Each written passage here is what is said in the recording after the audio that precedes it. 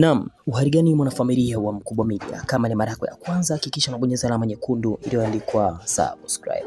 Kwa mara ya kwanza tunaona ngoma ya kwake Harmonize pamoja na AY imeweza kushika namba moja, na hii imekuwa ni rekodi nyingine ambayo ameweza kuweka Harmonize katika kila collaboration amekuwa akishirikiana na msanii mwingine. Sasa tunaona hii ngoma ya Simoni kupitia mtandao wa Boomplay Song of the Week, yani nyimbo bora ya wiki. Kwenye wiki kuna nyimbo nyingi sana zinatoka ndani ya Boomplay.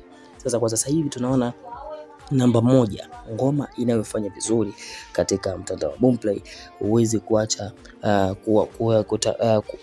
kuliona pale jina la AY pamoja na Harmonize. Na hii ni kwa mara ya kwanza. Tunaona huyu ni legend ambaye mwenye kipaji kikubwa ameshirikiana na Harmonize katika ngoma hii. Na ameweza kushika namba moja na katika mtandao wa Boomplay ambapo tunaona alishirikiana na Harmonize. Video bado haijatoka, bado katika audio, lakini inaonekana ni ngoma ambayo imepokelewa kwa ukubwa na kwa kiasi kikubwa. Ngoma hii inaonekana kufuatiliwa na wengi, kwa sababu ukizingatia kuna ngoma kali zimetoka.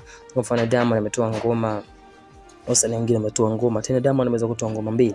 Lakini katika digital platform kama Boomplay tunaona rekodi kubwa imeweza kuandikwa, na tunaona wenyewe wameweza kuweka rekodi hiyo na kuweza kushika namba moja. Kwa hiyo hii ni utaratibu, naweza kusema ni utaratibu wa Konde kila anapofanya collab na kuweza kufanya kazi nzuri, lakini pia kushika namba moja imekuwa ni kawaida yake. Tunaona kwa mara ya kwanza ameweza kumweka legend pale katika Boomplay namba moja, lakini pia tunaona ndio chart ambayo imeweza kutoka sasa hivi. Dondosha maoni yako, hakikisha unabonyeza alama nyekundu ndio subscribe.